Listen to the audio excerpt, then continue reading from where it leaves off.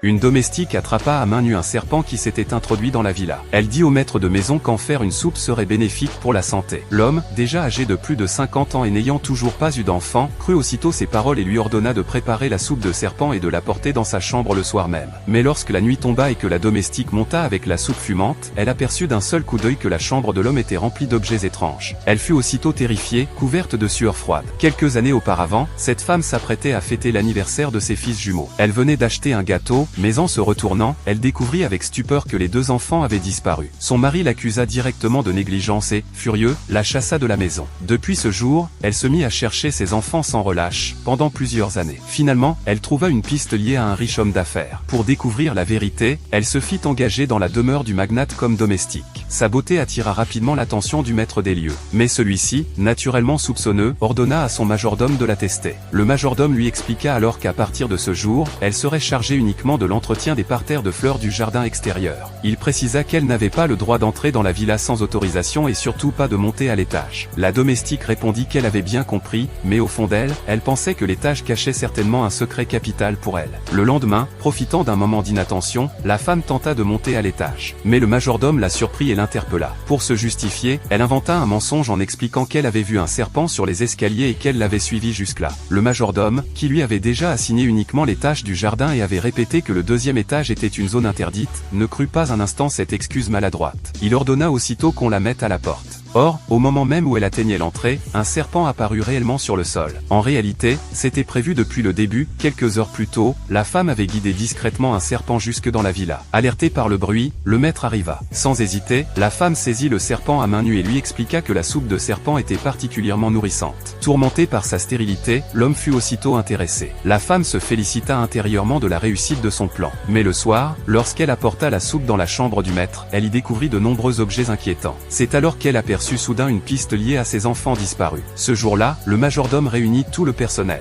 Il leur ordonna de nettoyer la maison de fond en comble, car le jeune maître allait rentrer. Mais la femme avait déjà enquêté, elle savait que l'homme n'avait pas d'enfant. Intriguée, elle demanda discrètement à une collègue qui était donc ce jeune maître. Elle apprit alors que ce jeune maître avait un groupe sanguin extrêmement rare, le fameux sang de panda. La femme en fut bouleversée, ses jumeaux possédaient exactement ce type de sang. Lorsque le jeune maître rentra, elle remarqua la tache de naissance sur son cou. C'était exactement la même que celle de son fils. En plus, lors du repas, le jeune homme manifesta envers elle une familiarité étrange et instinctive. Après avoir vérifié plusieurs fois ce signe distinctif, elle en fut sûre, il s'agissait bel et bien de son fils qu'elle recherchait depuis tant d'années. Mais au lieu de se révéler à lui, elle redoubla de détermination, elle voulait d'abord découvrir toute la vérité et renverser ce démon. Lorsqu'elle aida le jeune maître à se changer, celui-ci prononça une phrase qui confirma encore davantage ses soupçons. Elle essaya alors de